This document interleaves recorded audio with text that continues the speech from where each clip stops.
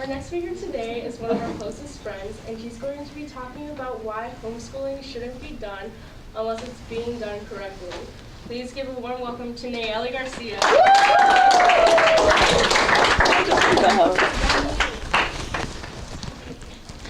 Traditional homeschooling can be problematic to a student's life skills and overall development. The social learning aspect of school, when it is lacking in homeschool, directly transfers into college and the workplace. I will be giving you 3 main ways that a student can be messed up by not being properly educated in the homeschooling system. My first is that a parent may not have enough discipline or give enough discipline to their child. A parent needs to be always available and being prepared each day to teach their child. Something that always needs to be there is supervision. If the parent is not there to supervise or to even help the child will think that it's okay to not do their work. This is something that happened with me because I was homeschooled during the 6th grade, and I know that I struggled with my parents not always being there because they either didn't know how to do it or just not necessarily didn't care, but they weren't there. I was mostly relying on the program online, and I didn't even know how to work around the program because I was 11, and back then I didn't really know how to use technology. I don't blame my parents though, because they didn't really know how to do a task like homeschooling.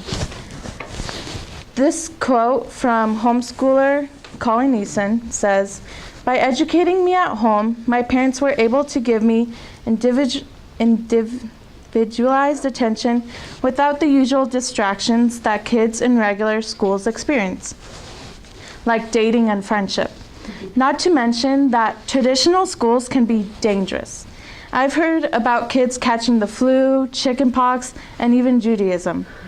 And how about those poor kids lunging all those heavy books to and from school every day? My books never went anywhere, just like me. I felt so bad when I see those kids on my street giggling and chasing each other around those awkward backpacks." What we can take from this quote is that Colin was missing the socialization, which is one of the main reasons that school is a public function. To socialize, people need to become a successful part of society, to be able to work with and understand others. In order to be able to become part of society, you actually have to go out and do day-to-day activities. Colin Neeson was missing this when he said that his books never went anywhere, just like him. That should give you some insight about what it feels like being homeschooled. Finally, I believe that parents should pass a certain test in order to teach their child.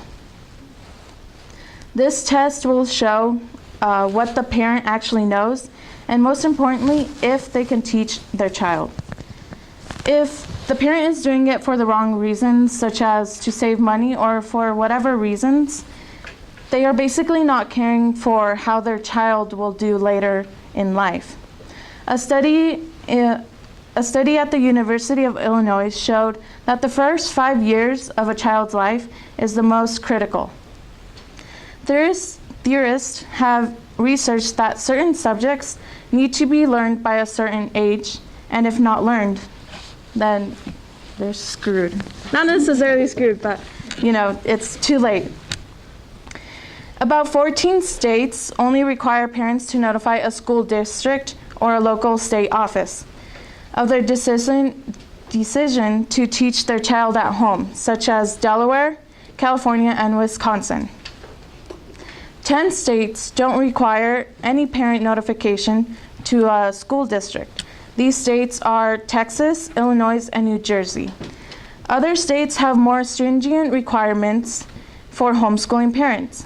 In Oregon, parents are required to notify their local school district and have their child tested in grades 3, 5, 8, and 10.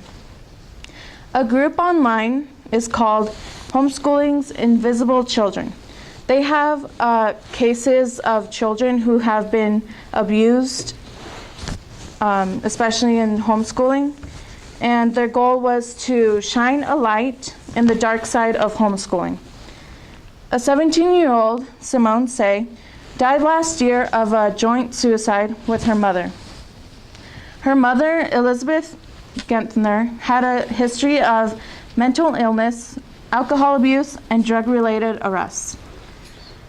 But she was still able to homeschool Simone. This shouldn't happen to an innocent child. So how could a mother with a history of mental illness teach a child? My conclusion is that homeschool parents need much more regulating so that the innocent don't have to pay for the parents' incompetence. No matter what way we teach, we should remember that these children are our future. Shouldn't they be taught the right way?